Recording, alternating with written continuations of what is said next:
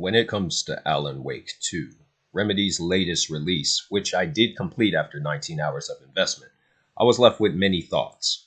Various words circulated through my head, of which includes brilliant, artistic, illuminating, satisfying. But the word that came to mind the most was reinvention.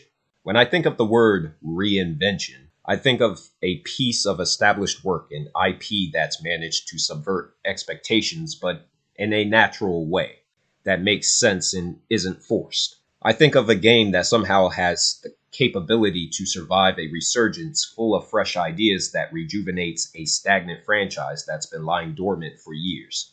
In this case, the Alan Wake IP. In fact, this game was so different from really any other AAA release seen in recent memory that it reminded me of a film that came out a few years back that ended up being one of the greatest sequels ever made. Alan Wake 2 reminds me of Blade Runner 2049, a film that had no right to be good and had the daunting task of living up to one of the greatest sci-fi films of all time. Upon release, not only did 2049 live up to the first film, but it ended up being one of the best sequels ever made. Alan Wake 2 falls in a similar category of being a game that's a sequel that has a daunting task of living up to the first game that's withstood the test of time, mainly due to its story and concept that made it a cult phenomenon. And it ultimately exceeds expectations, far surpassing the original game's quality. 13 years ago, the original Alan Wake was released on the 7th generation of gaming consoles. And only just recently did I have some hands-on time with the game, only to find out that it's extremely unfun to actually play. The combat system I found to be extremely outdated and not just up to modern standards. While the story did seem interesting, I decided it was better to read a brief synopsis rather than to subject myself to a mediocre experience that has far exceeded its expiration date. With my basic understanding of what took place in the first game, I was fired up the first time I launched Alan Wake 2 on my laptop. From the beginning of the game all the way to the end, I was thoroughly surprised with the insurmountable care and attention to detail that went into this, specifically when it comes to the one element that Alan Wake 2 excels at the most: storytelling. Storytelling is one of the most important elements in a video game. If I don't care about the characters or what they're doing, their journey or what they're trying to accomplish, then I don't care about the gameplay in most cases. Alan Wake 2 is a traditional survival horror game that borrows many elements from the king of the genre, with the Resident Evil series. But the reason the game succeeds is due to its narrative, which is carefully crafted with extreme precision. Much of this game isn't dedicated to engaging the player in combat, but rather a lot of the runtime is focused on delivering a great story that's non-linear. Non-linear as in the story is told in a few unique ways. First, you have clues in the form of evidence that's scattered in different scripted areas throughout the game.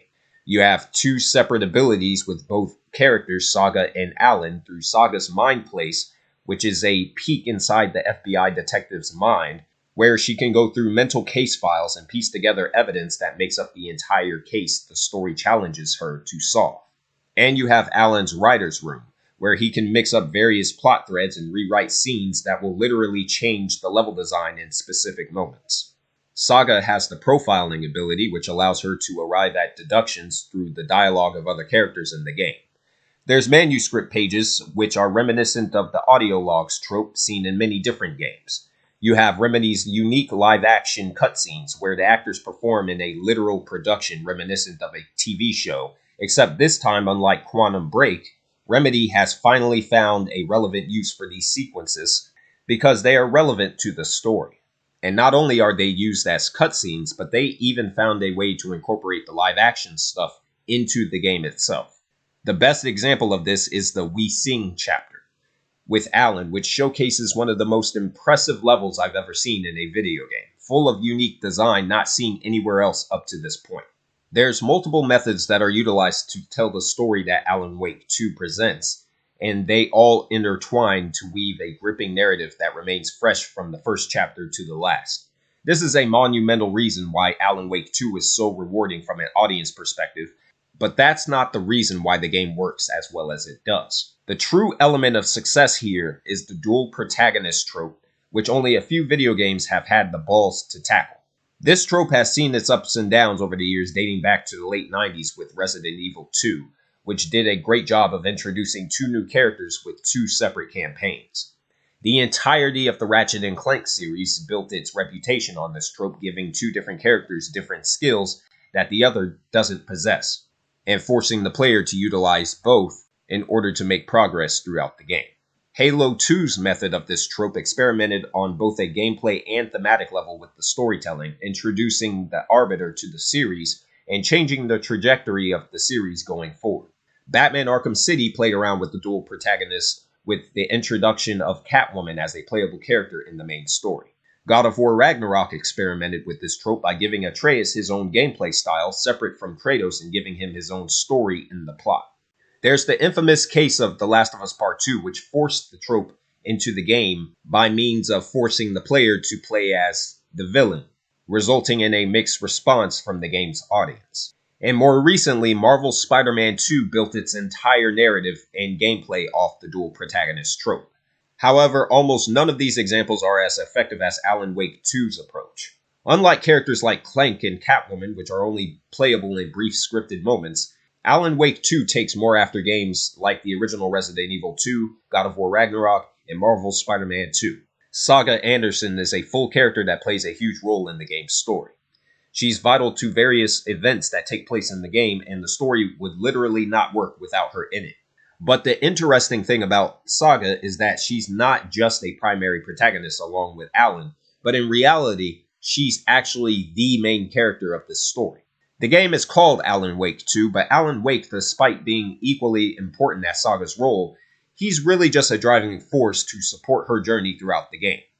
This is really Saga's story, but there's plenty of brilliant moments with Alan that makes him feel relevant, such as the We Sing chapter mentioned earlier. Both characters spend the majority of the game apart, but at times can communicate with each other, with one character existing in the real world and the other existing in a hellish purgatory known as the Dark Place. Both settings bring intrigue to the player in a genuine way without one feeling more important than the other. Both settings are 100% synchronized, far better than other games that tried something similar, such as the recent Souls-like Lords of the Fallen's failed attempt at the same idea with two worlds.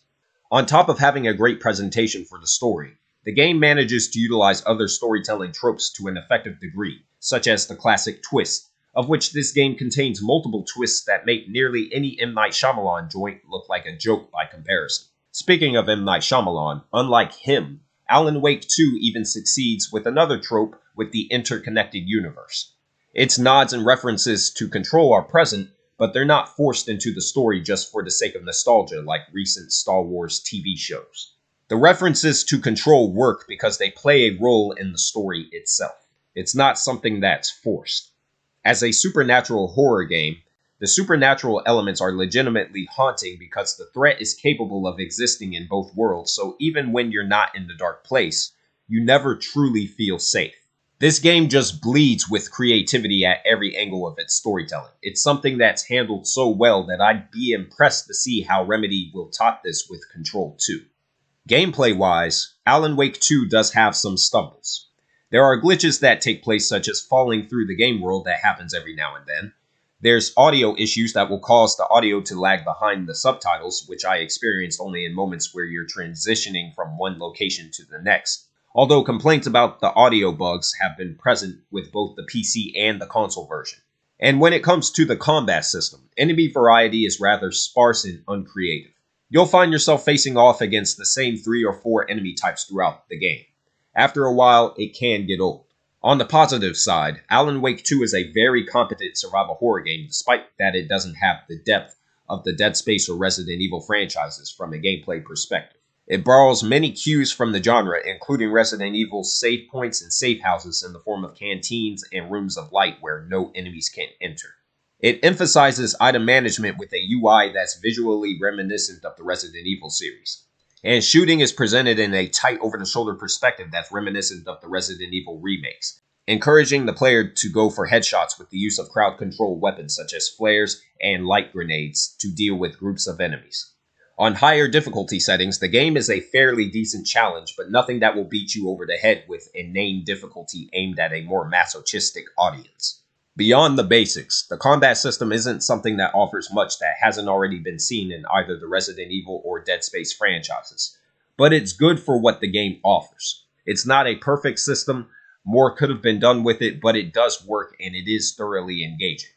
And it never truly gets repetitive to the point of being mind-numbing, considering the fact that the combat encounters are spaced out equally throughout the game. Regarding the pacing, the entirety of Alan Wake 2 is kept slow, but this is done on purpose. The pacing was something I was concerned about before release, but after playing it myself, the pacing didn't start to bother me until literally the last 30 minutes of the runtime. The end of the final chapter felt as if the writing was just being dragged out unnecessarily, and there's some elements that would have been better suited as a simple cutscene rather than gameplay. The reason the pacing works despite it being so slow once again points to just how well written the story is. Other survival horror games that have tried and failed to drag out their runtime are primarily mediocre studio bombs such as Alien Isolation, which gave the player literally the same few repeating objectives and stretched it out over a 20-hour period, which was ultimately that game's undoing.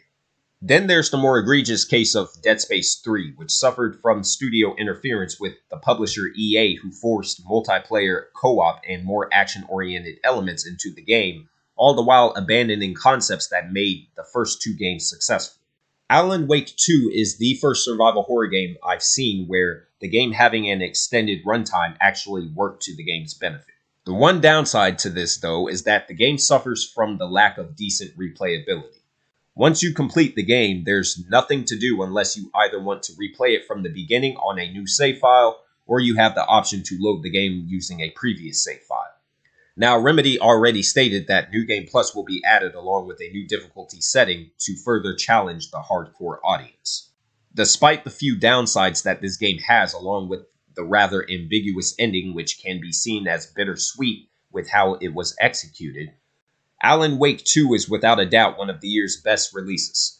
It expertly crafts a compelling narrative that beckons the player's attention at every turn. It delivers a satisfying and competent survival horror experience, even if it doesn't quite deliver on the same highs that the Resident Evil 4 and Dead Space remakes did earlier this year. The game has arguably the best execution of the dual protagonist trope, and makes fantastic use of both characters without them feeling interchangeable. And the game does all of these things on top of a brilliant production which has one of the best graphical presentations seen not just this year, but this gaming generation in general. Alan Wake 2 isn't a game that's suited for everybody, but I believe most are sophisticated enough to get it, and many will appreciate what Remedy has crafted after many years of silence with this franchise. Now, some will say that Alan Wake 2 is Remedy's best game. I personally don't share that sentiment, as Control remains their greatest achievement, but this game is up there with Control in terms of quality and delivery. The real question is how this game will evolve with its upcoming DLC episodes and other updates. While those answers remain unfulfilled for the time being, it's very clear that Alan Wake 2 is the perfect example of how to bring a sense of resurgence to a dormant IP. It can be argued that Alan Wake 2 doesn't have the same level of fun factor that the first game had, due to its spread out combat encounters and the slower pacing. And other survival horror games, by comparison, are more fun because they have more gameplay in them, actual gameplay. Well, I'd argue that's a very ignorant take.